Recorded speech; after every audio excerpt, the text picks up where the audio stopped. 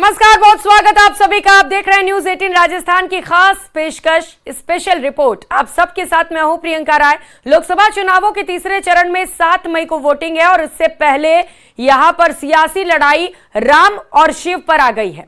इसे हवा दी थी कांग्रेस अध्यक्ष मल्लिकार्जुन खड़गे ने और अब एनडीए ने इसे मुद्दा बना लिया है। इस रिपोर्ट में देखिए।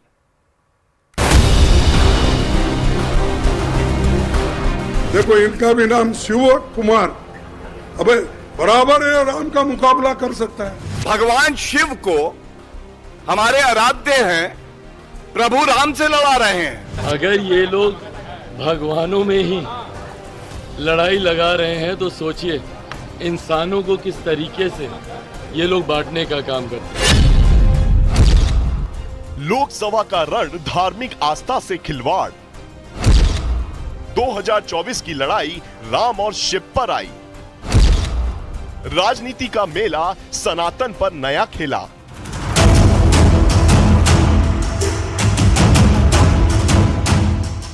राजनीति जो ना करवाए कम है, राजनीति जो ना कहलवाए कम है। छत्तीसगढ़ के जांजगीर चांपा में शिव को राम से लड़ाने की जिस राजनीति को कांग्रेस अध्यक्ष मल्लिकार्जुन खड़गे ने शुरू किया, अब वो मुद्दा चुनाव का सेंटर पॉइंट बन गया है। क्यों, ये बाद में बताएंगे, लेकिन पहले सुनिए मल्लिकार्जुन खड़गे ने आखिर कहा क्या। बराबर है, राम का मुकाबला कर सकता है, क्योंकि ये शिवा है।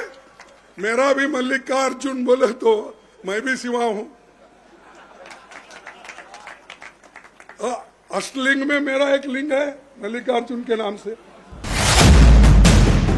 सनातन धर्म में शिव और राम धार्मिक आस्था के सबसे बड़े प्रतीक हैं, एक दूसरे के पूरक हैं, लेकिन मल्लिकार्जुन खड़गे ने इसे सियासी दांव-पेच का खेल समझ लिया और वो कह दिया जो कांग्रेस के लिए मुसीबत बन गया है। देखिए, खड़गे जी शिव जी को जानते नहीं और वो ये लोग सनातन विरोधी लोग हैं। भाई, खड़गे जी के भी लड़के खड़े होते हैं तो कह देते हैं कि हमें सनातन को नष्ट करना है। तो अगर वो शिव जी को जानेंगे तो शिव जी और राम जी की लड़ाई नहीं होगी। अब इस देश में शिव जी और राम जी लड़ने वाले नहीं हैं। अब शिव जी और राम जी इस देश को दोनों के आशीर्वाद से इसको बहुत आगे बढ़ाने वाले हैं विकास के रास्ते। मल्लिकार्जुन खड़गे पर अब भारतीय संस्कृति के अपमान का आरोप लग रहा है। लगातार कांग्रेस और उसके गठबंधन के प्रतिनिधि श्री राम जन्मभूमि, भगवान राम, सनातन, हिंदू, इसका लगातार अपमान कर रहे हैं और वोट बैंक की राजनीति के लिए भारत की संस्कृति, सनातन और देवताओं का अपमान किया जा रहा है। ये दुर्भाग्यपूर्ण है। कांग्रेस अपनी तुष्टीकरण की नीतियों से बाज नहीं आ रही। देश की जनता इसका करारा जवाब देगी।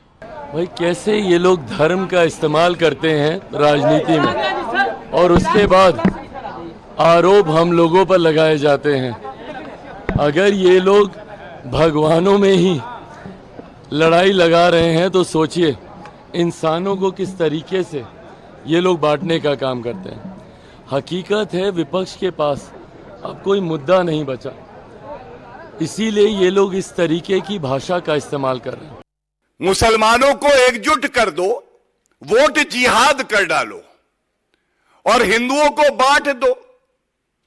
भगवान शिव को हमारे आराध्य हैं, प्रभु राम से लड़ा रहे हैं। क्यों भाई? अच्छा, फिर याद आया, ये एक खड़गे जी का बयान है, मोदी को शक्ति मिलेगी तो देश में सनातन धर्म का राज हो जाएगा।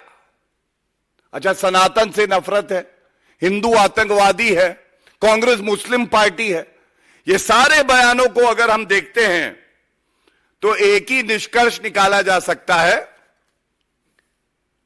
जो इंडी अलायंस है इसका मानसिक दिवालियापन हो चुका है। चुनावी मौसम में धार्मिक आस्था के साथ खिलवाड़ की कहानी कोई नई नहीं है। वोटों के ध्रुवीकरण, तुष्टीकरण ने शायद ऐसी राजनीति को समय की जरूरत बना दिया है। लेकिन सवाल यही है कि आखिर कब तक वोटों के लिए सनातन का अपमान किया जाता रहेगा।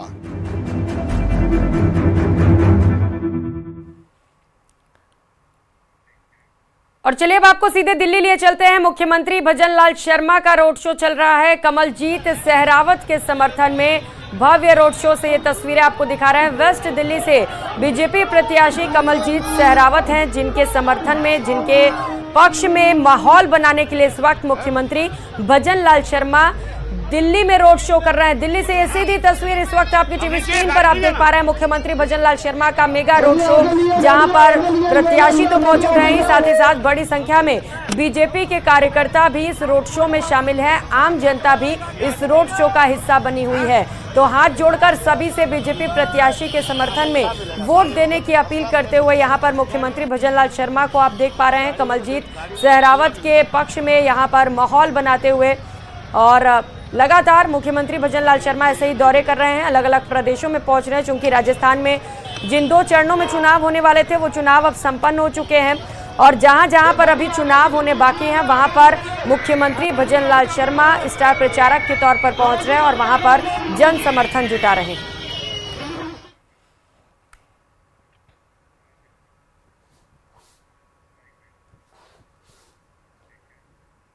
खबरों में आगे बढ़ेंगे। राहुल गांधी से जुड़ी खबर है, जिन्हें लेकर एक सस्पेंस खत्म होता है तो दूसरा सस्पेंस शुरू हो जाता है। लेटेस्ट अपडेट ये थी कि राहुल अमेठी से चुनाव लड़ेंगे, लेकिन अब रायबरेली का ऑप्शन भी खुल गया है। लेकिन इन सब के बीच राहुल ने यूपी से भी चुनाव लड़ने को लेकर हामी भरी है। इसके पीछे की इनसाइड स्टोरी क्या है वो आपको दिखाते हैं।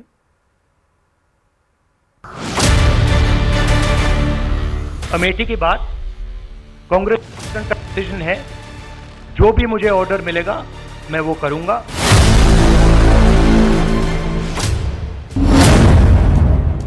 परंपरागत सीट से चुनाव लड़ेंगे राहुल गांधी। 20 मई की बारी, अमेठी से नामांकन की तैयारी। अभी तक लोकसभा चुनावों में कांग्रेस समर्थकों के सामने सबसे बड़ा यक्ष प्रश्न यही था कि राहुल गांधी अमेठी से चुनाव लड़ेंगे या नहीं। लेकिन नामांकन की तारीख से ठीक एक दिन पहले देश की राजधानी दिल्ली से आई खबर ने अमेठी की सियासत में संशय और सवालों के बादलों को साफ कर दिया और ये तय हो गया कि अमेठी के सियासी मैदान में राहुल गांधी फिर दिखाई देंगे, वो भी पूरी ताकत के साथ। पूरी तैयारी है। कल 11 बजे कांग्रेस पार्टी नॉमिनेशन करेगी। हम गौरीगंज के अपने केंद्रीय कार्यालय से उठेंगे और वहीं से चलते हुए ढोल मजीरे नगाड़े के साथ, जनता के सैलाब के साथ कांग्रेस पार्टी का नॉमिनेशन कराएंगे। अब सवाल ये उठता है कि आखिर अचानक ये सब कुछ क्यों हुआ? क्यों अमेठी जैसी परंपरागत सीट को लेकर चुनाव लड़ने और नहीं लड़ने की कश्मकश थी? तो इसका जवाब भी अमेठी से ही मिलता है। माना जा रहा है कि स्मृति ईरानी से 2019 का चुनाव हारने के बाद भी इंटरनल सर्वे में कांग्रेस समर्थक यही चाहते थे कि राहुल अमेठी से चुनाव लड़े, क्योंकि सवाल राहुल गांधी की साख का था, विरासत का था और अमेठी से राहुल का न लड़ना बीजेपी को सीधे वॉकओवर देना था। यानी अमेठी का सियासी संग्राम अब और दिलचस्प होने जा रहा है, क्योंकि नामांकन से ठीक एक दिन पहले राहुल गांधी के अमेठी से चुनाव लड़ने की खबर ने बड़ा सरप्राइज जरूर दिया है। तो मतदान का तीसरा चरण जैसे जैसे करीब आ रहा है, आरक्षण का मुद्दा भी भड़कता जा रहा है। प्रधानमंत्री ने एक बार फिर से कांग्रेस पर बड़ा हमला बोला तो कांग्रेस ने भी बीजेपी से आरक्षण पर गारंटी की मांग कर ली। इस रिपोर्ट में देखिए।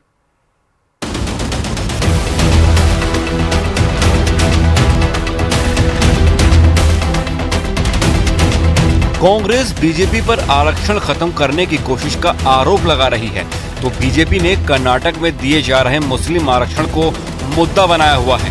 अब प्रधानमंत्री ने गुजरात के बनासकांठा से कांग्रेस को सीधी चुनौती दे दी कि लिखकर दें कि देश में धर्म के नाम पर आरक्षण नहीं देगी। पीएम ने दावा किया है कि कांग्रेस ऐसा नहीं करेगी क्योंकि दाल में कुछ काला है। इंडी गठबंधन को मेरी ये चुनौती है कि घोषित करे कि वो गारंटी दे देश को, लिखित में दे, क्योंकि उन पे भरोसा नहीं कर सकते। कि वो धर्म के आधार पर आरक्षण नहीं देंगे, घोषित करें।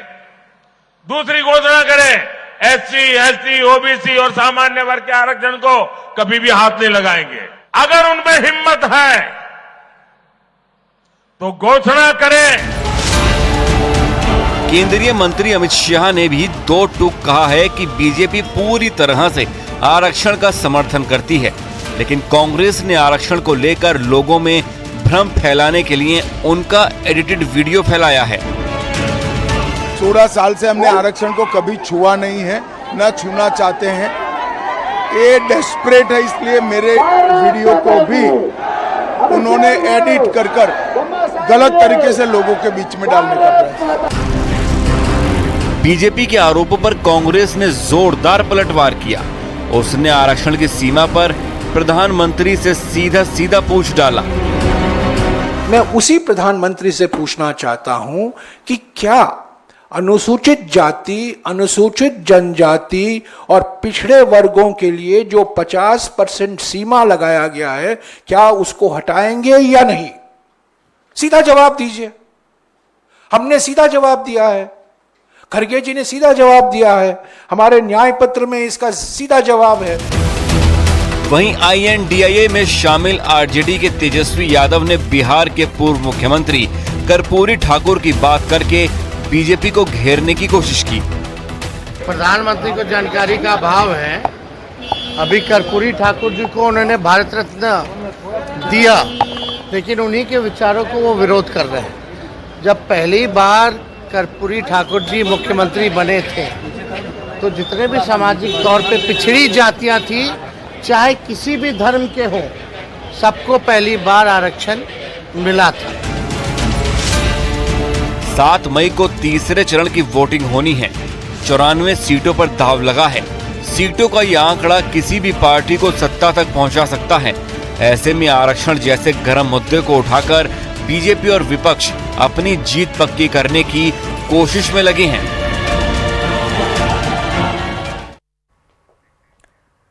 तो वहीं तीसरे चरण के मतदान से पहले उत्तर प्रदेश की सबसे हॉट सीट बनकर उभरे गाजीपुर से एक तस्वीर ने सबका ध्यान खींचा।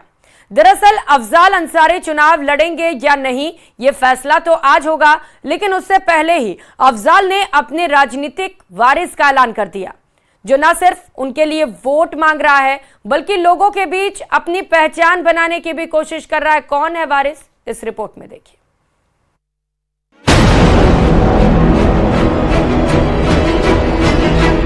अपनी सियासी पारी पर संकट के बादल मंडराए तो अफजाल अंसारी ने बड़ा राजनीतिक दांव चल दिया। गैंगस्टर एक्ट के तहत मिली अपनी 4 साल की सजा बरकरार रहने की आशंका के बीच उन्होंने अपनी बेटी को अपना राजनीतिक वारिस घोषित कर दिया। INDIA गठबंधन की एक बैठक में उन्होंने अपनी बेटी नुसरत को सभी नेताओं से मिलवाया। मुझसे कहता है 99.9% हमारा केस फिट है। 0.1% अगर ऐसी कोई परिस्थिति पैदा हो जाएगी तो ऊपर वाले ने मेरे खाते में 3 बेटियां दी, एक बेटी मेरी यहाँ है। अफजाल अंसारी उत्तर प्रदेश की गाजीपुर सीट से समाजवादी पार्टी के टिकट पर चुनाव लड़ रहे हैं, मगर उन्हें मिली 4 साल की सजा उनका पूरा राजनीतिक करियर चौपट कर सकती है। इलाहाबाद हाई कोर्ट में उनकी सजा पर सुनवाई होनी है। अदालत के फैसले पर ही अंसारी का पूरा राजनीतिक करियर निर्भर करेगा।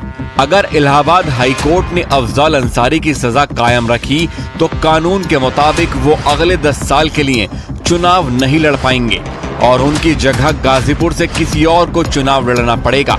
खबर है कि समाजवादी पार्टी अंसारी परिवार से ही किसी को टिकट देने पर विचार कर रही है।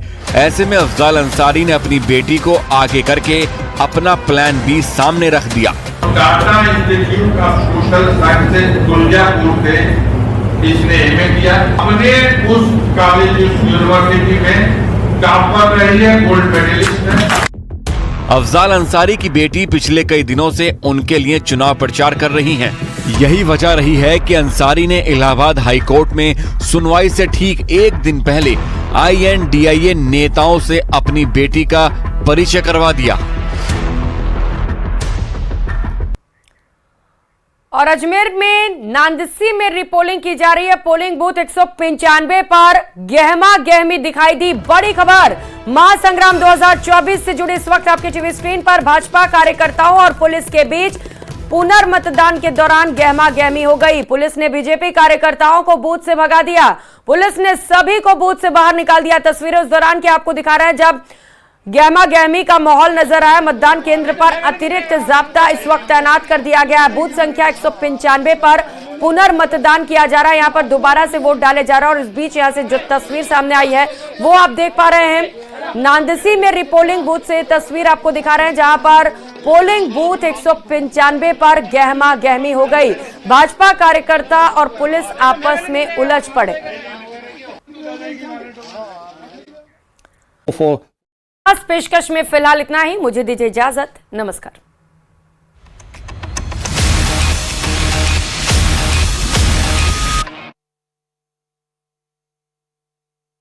और ये फिलिस्तीनियों की खातिर फतेह और हमास ने दुश्मनी भुलाकर एक दूसरे से हाथ मिला लिया है ताकि इजराइल के हमलों का मुकाबला गाजा और रफा में किया जा सके। أما بالنسبة للي بنسمع عن فتح وحماس وبصير اتفاقيات والاجتماعات في الصين وشيء، أنا بتمنى يا رب، أنا مع الصين يا رب إنها تقف جنبنا وتسندنا، إحنا غلابة برضو بدنا نعيش. نأمل أن يبنى على ما تم الاتفاق عليه سابقا في هذه اللقاءات وأن نبدأ صفحة جديدة خاصة في ظل هذه. अब आप ये भी जान लीजिए कि हमास और फतेह के समझौते से इजराइल को क्या नुकसान होगा। पश्चिमी मीडिया के मुताबिक और कुछ गाजा युद्ध के जानकारों के मुताबिक अभी तक इजराइल की खुफिया एजेंसी मोसाद और शिन बेत गाजा में इसलिए कामयाब हो रही हैं क्योंकि हमास लड़ाकों की मुखबरी में फिलिस्तीनी गुट फतेह समर्थकों का जबरदस्त हाथ था जो हमास के टॉप कमांडर्स की मुखबरी कर रहे थे। लेकिन समझौता हो जाने के बाद अब हमास और फतेह समर्थक मिलकर इजरायली सेना पर हमला करेंगे क्योंकि रफा में इजराइल ने हमले बहुत तेज कर दिए हैं। जरा इस एनिमेशन से समझिए क्यों रफा में इजरायली ऑपरेशन को खूनी युद्ध कहा जा रहा है। गाजा पट्टी के दक्षिणी शहर रफा में इजराइल बड़ा ऑपरेशन करने जा रहा है जिसकी वजह से 23 लाख की आबादी वाले इस इलाके में भयानक खून खराबा होगा। यहाँ हमास के लड़ाकों से ज्यादा आम इंसान मारे जाएंगे। 15 दिन के अंदर इजराइल की आईडीएफ ने रफा में भीषण हमले किए हैं जिसमें लगभग 50 के करीब फिलिस्तीनी मारे गए हैं। अब रफा में दुनिया वो खूनी मंजर देखने जा रही है जिसकी कल्पना करना भी मुश्किल है। चीन बेशक हमास और फतेह के बीच समझौता करा चुका हो लेकिन जमीन पर चल रही जंग में इजराइल को हराना जरा भी आसान नहीं है। गाजा पट्टी में 35,000 से ज्यादा फिलिस्तीनी मारे जा चुके हैं। हमास के लड़ाके अभी भी इजरायली सेना पर गाजा पट्टी और रफा इलाके से हमले करने में जुटे हैं। सुरंगों का नेटवर्क अभी भी मौजूद है जहां से हमास के लड़ाके हमले कर रहे हैं। अब सवाल उठता है कि 200 दिन की जंग के बाद भी हमास अभी तक इजराइल के सामने घुटने क्यों नहीं टेक रहा है। इसके पीछे है हमास के वो नेता जो आखिरी सांस तक इजराइल से जंग करने पर आमादा है। हमास फतेह एक साथ, रफा में डबल अटैक। हमास के जिंदा 4 टॉप कमांडरों की वजह से गाजा युद्ध लगातार 200 दिन से चल रहा है। हमास का शीर्ष नेता इस्माइल हानिया है जो अभी तक जिंदा है। दूसरे नंबर पर याहिया सिनवार है जिसे खान यूनुस का कसाई कहा जाता है जो सुरंग युद्ध में बेहद माहिर है, वो भी अभी तक जिंदा है। तीसरे नंबर पर मोहम्मद दईफ है जो हमास आंदोलन की सैन्य शाखा इस अल दीन अल कासम ब्रिगेड का चीफ है और अभी तक जिंदा है। और चौथा है हमास का नेता खालिद मिशाल जो हमास की विदेश में राजनीतिक ब्यूरो का प्रमुख है जो जिंदा है।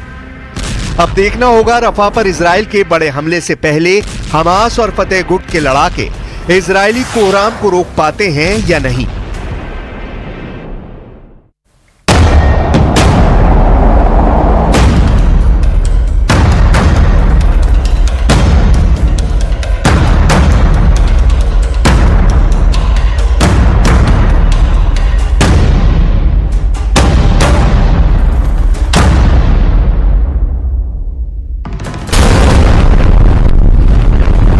काउंटडाउन चला, फिर धुआं उठा और फिर गगनभेदी शोर,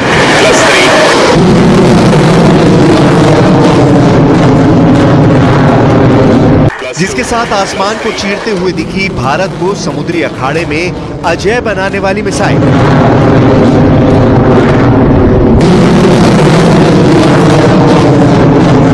जिसकी तेजी का, तेज हमले का, तबाही का अंदाजा भी दुश्मन